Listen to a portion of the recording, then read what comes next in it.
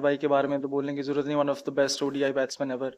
तो इनके बीच में बैटिंग करने का और नीचे हमारे पास श्रेयस कितनी अच्छी फॉर्म में है, केएल भाई, हार्दिक भाई, जड्डू भाई। तो आई थिंक जो हमारी बैटिंग में डेप्थ है वो ऊपर वाले जो बैट्समैन हैं उनका काम थोड़ा इजी कर कर देती है। हम थोड़ा ऊपर से और फ्रीली खेल सकते हैं बिकॉज हमारे पास इतनी डेप्थ है। और आई थिंक ये एक चीज़ है जिसमें पहले बीच में हम थोड़ा स्ट्रगल करते थे, बैटिंग में उतनी डेप्थ नहीं होती थी तो ऊपर वाले बैट्समैन के ऊपर थोड़ा ज़्यादा प्रेशर रहता था कि लंबा स्कोर करने का। बट आई थिंक जो हमारी इस टाइम बैटिंग में जो डेप्थ है वो हमको अलाउ करती है कि ऊपर से हम थोड़ा और फ्रीली खेल सकें। शुभमन, बोला जाता है कि ये और एक मैच है, इस तरीके से हम खेलना चाहेंगे, लेकिन सबको पता है फाइनल मैच फाइनल होता है। लेकिन जो अनुभव है आपके पास, चाहे वो आईसीसी के कुछ टूर्नामेंट का हो, चाहे आईपीएल के फाइनल का, जहाँ बड़ा स्टेज होता है, बड़े एक्सपेक्टेशन रहते हैं, तो वो काबू में रखना और अपना खेल करना, ये कैसे कर सकते हैं आप लोग? क्या उसके लिए प्रोसीजर दिमाग में रखते हैं?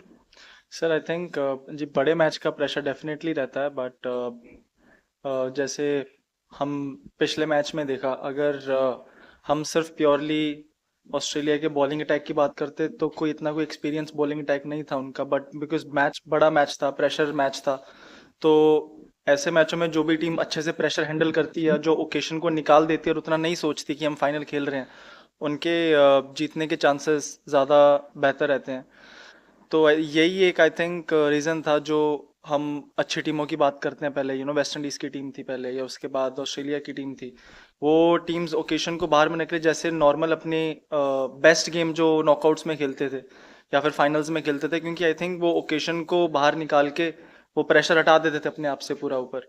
वो करना, बोलना बहुत ईजी है, जैसा कि आपने बोला कि बोलना बहुत ईजी होता है वो चीज़, कि यार हम सोच के नहीं खेलेंगे फाइनल है। बट थोड़ा सा जब भी प्रेशर आता है तो बंदे के दिमाग में आ ही जाता है, क्योंकि एक मैच के ऊपर इतना कुछ डिपेंडेंट रहता है। बट आई थिंक अच्छी टीमें वही होती हैं जो उसको निकाल के अपनी नॉर्मल गेम खेल पाए। एक्सपीरियंस था।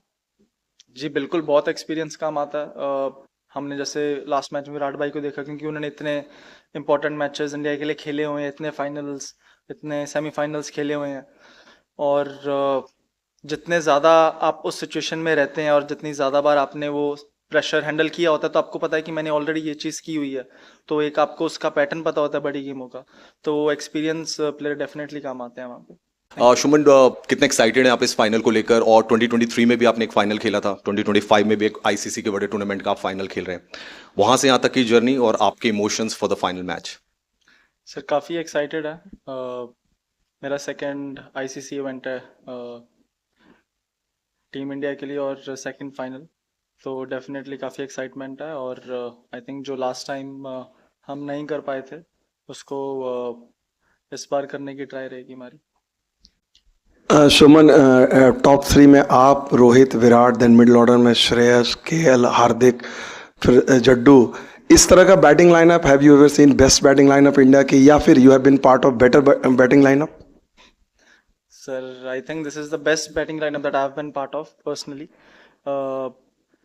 रोहित भाई एंड विराट भाई, I think all time one day greats in the world. Rohit भाई one of the best openers in white ball, and Virat.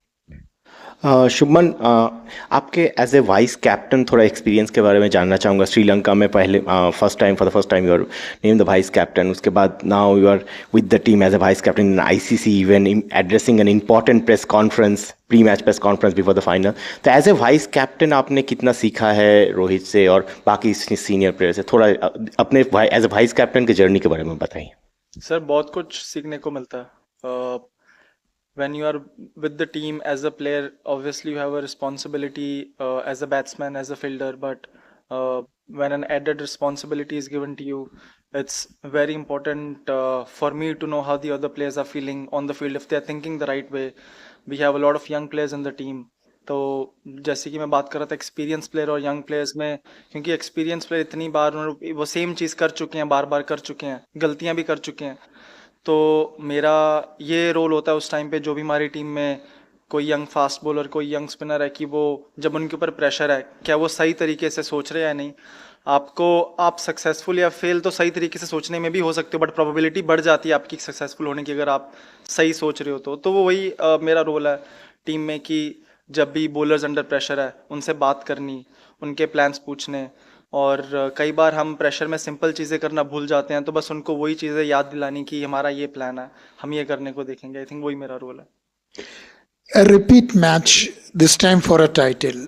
So, how much discussions have gone into each of these factors, and what are the factors which is looked into? Sorry sir, what? Repeat match. Yeah. This time for a title. So, what are the factors looked into, and especially in areas which have to be strengthened, or what is it?